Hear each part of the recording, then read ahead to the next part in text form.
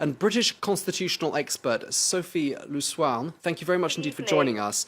Good evening to you. UKIP, of course, up against a voting system which doesn't tend to favour smaller parties, does it? No, UKIP remains a marginal party in general elections. It has 2 seats in the House of Commons since the election in Rochester and Clacton in the autumn, but it could not win more than 3 or more seats in the House of Commons on the 7th of May because of a first-past-the-post system which favours major parties and discriminates against smaller parties. Now, Nigel Farage, the leader of the UKIP, could win a seat for Thanet South in Kent with 38.6%. He wants to expand the appeal of his party and show that UKIP is more than a party against immigration and a party of protest.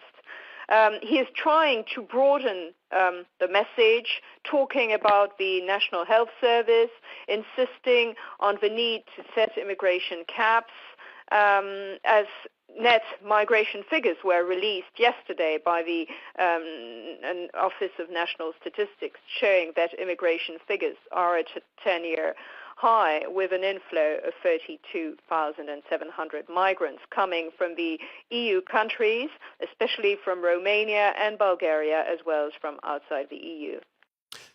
Just tell us, Professor, how it is that UKIP has managed to emerge as such a significant force, because it's only really in the last few years that the party has really become so visible and so popular.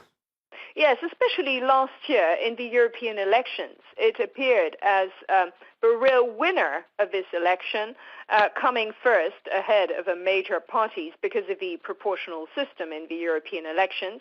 So Nigel Farage is actually very optimistic.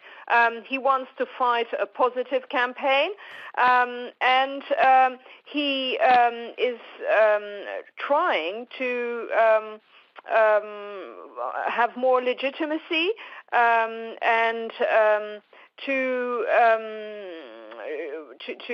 show that he has a real program. But there is no way that he could be a major force on the national in national politics. Okay, well, thank you for that, British constitutional expert there, Professor Sophie Loussouarn. Thank you so much.